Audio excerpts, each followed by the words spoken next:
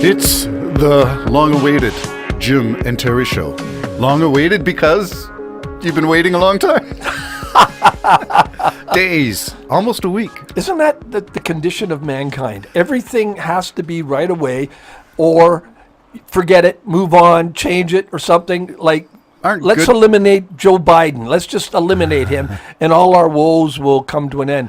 When actually, that's probably hurting the whole cause of the liberal cause. That's not a bad segue from opening remarks. The Jim and Terry Show in the Hobbit Hole studio in downtown Bob Cajun on this tempestuous, rainy, forecast, dull and doldrums day.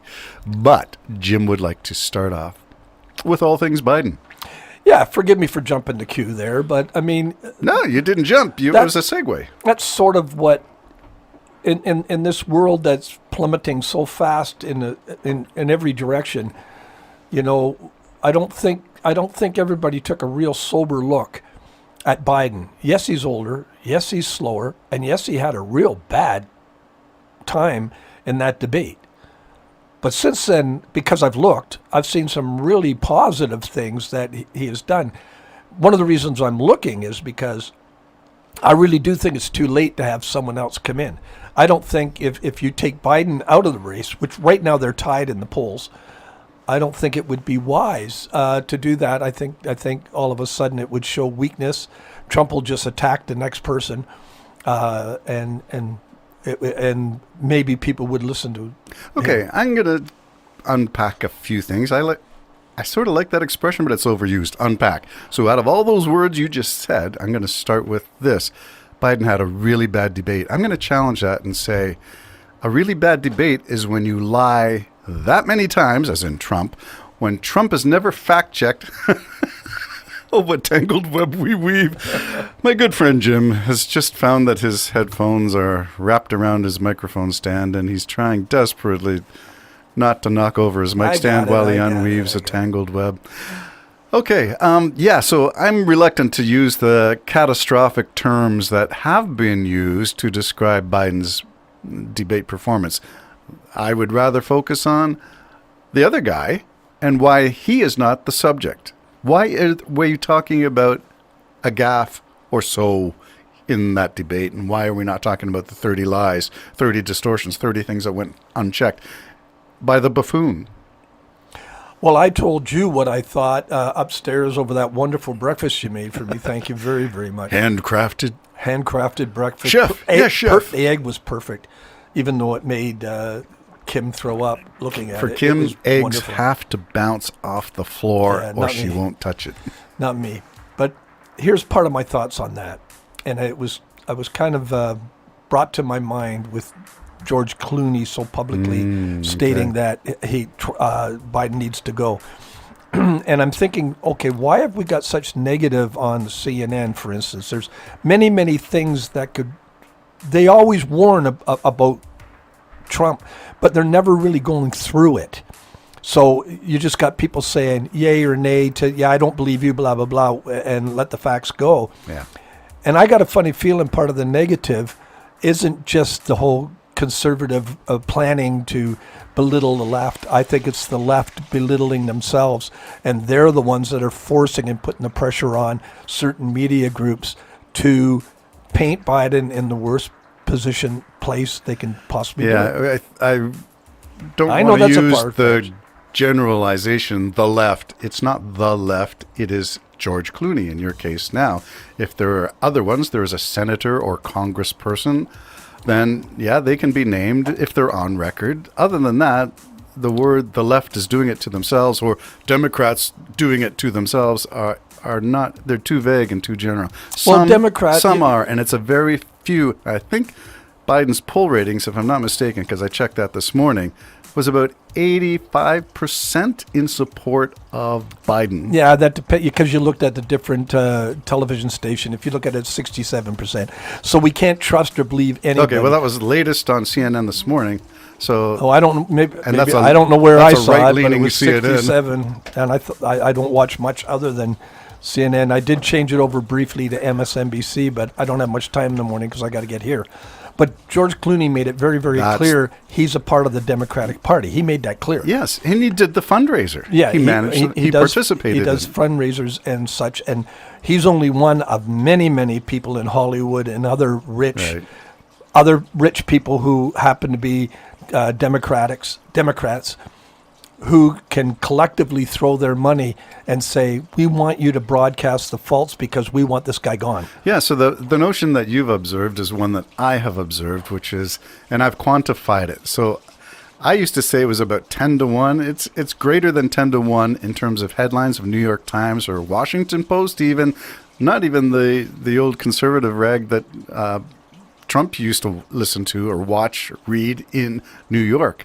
It's now in these major institutions that the headlines and the phrasing, the bylines, are colored, not just reporting the facts, but they are definitely skewing it and attacking, much like Trudeau in Canada, but that'll be another show.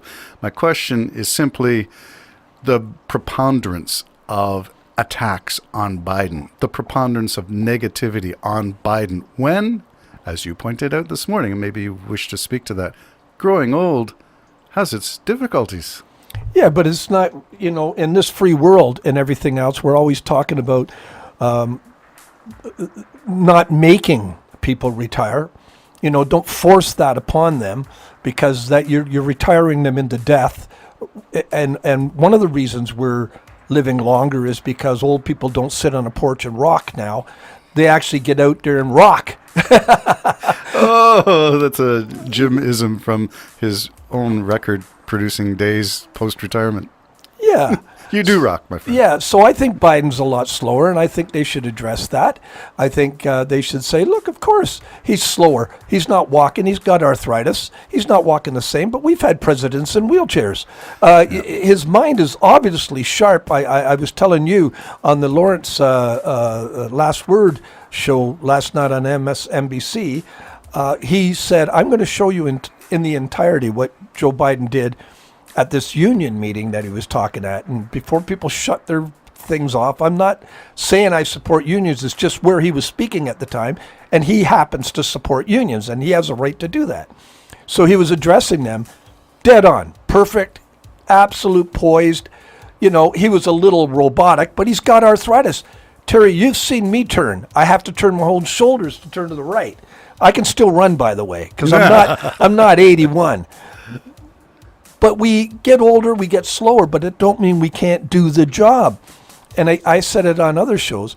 There's advisors always, and I don't care if you're the sharpest president. There's only one I know that wouldn't listen to the advisors. His name is Trump. Yeah. Other than that, most presidents, the Bible says it's wise to have counsel. It's wise to have counselors and people to help you with these things.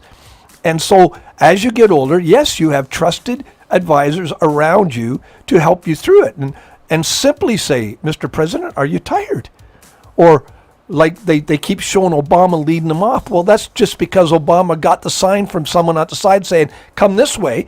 And he went back for his friend, grabbed his arm and said, we do that kind of thing all the time. I'd every like to have friends like that, yeah. Every day. Yeah.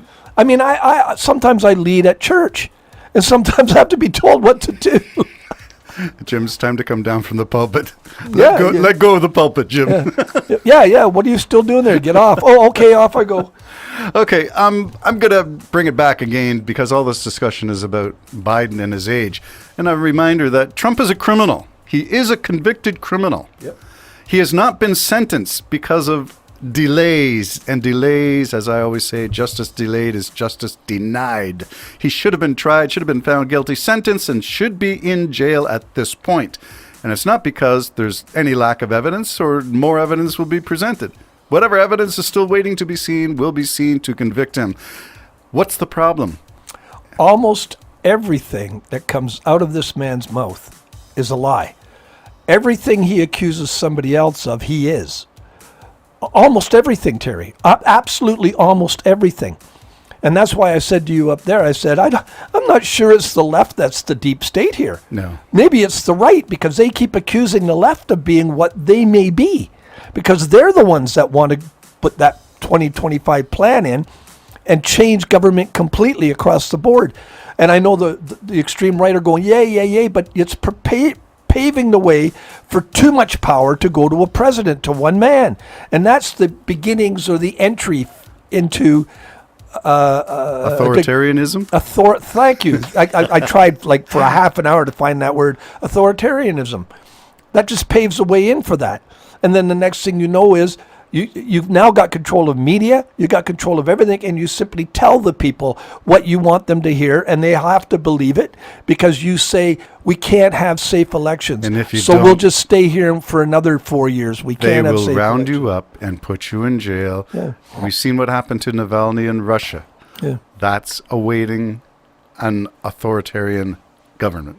Yeah, and there's other scary things that are on their way. Like he says immediately he's going to just be shipping, over 1 million people, deporting them with families and everything else.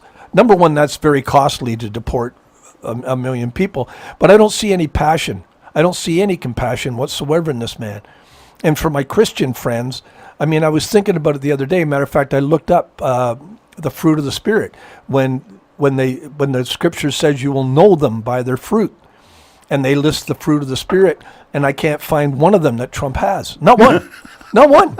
So, and there's your man. I'm sorry, Okay. you're backing the wrong guy. That's And I'm not saying I'm all for Joe Biden, and I'm not for the Democrats, but I have bought into the fact that Trump is a danger to democracy. I think that is all that the news should be reporting. And Yeah. I'm sorry, media, even mainstream media, or as the right likes to criticize, lame stream media, I'm sort of getting that now. Just a reminder that most, 90 some odd % of all major media in Canada and the US are owned by a few very rich conservative people. And that gotta filter down. You said the anchors look like they're more uncomfortable reporting these days. That might just be my imagination, but some of them, there's kind of a sadness in their eyes, and I don't know if they've been told. You know, good journalists will say, "Well, what about this? What about that?" No, don't report on that. Don't ask the questions. And you know as well as I do, especially on CNN, everything just runs every 10 minutes. It's the exact same story. The cycle of breaking just news. another person standing there saying the exact same thing as the one did before them, and I'm Christians, concerned about get all of off that. your pulpits and get out of your pews and go and vote for a Democrat, regardless of who, because only a Democrat is going to save America. And it's hard for me to say that, but the only thing I'm concerned about is not who's going to win. I have to be honest. If you vote Democrat, you're going to have 4 more years, and then you can change that if you want. But right now, there's nothing to change it to. 4 more years, and you can change it if you vote again. Yeah. If there is an again. Well, that's with if Trump. you vote Trump. You Jim and Terry can't. Show signing off. Bye bye for now.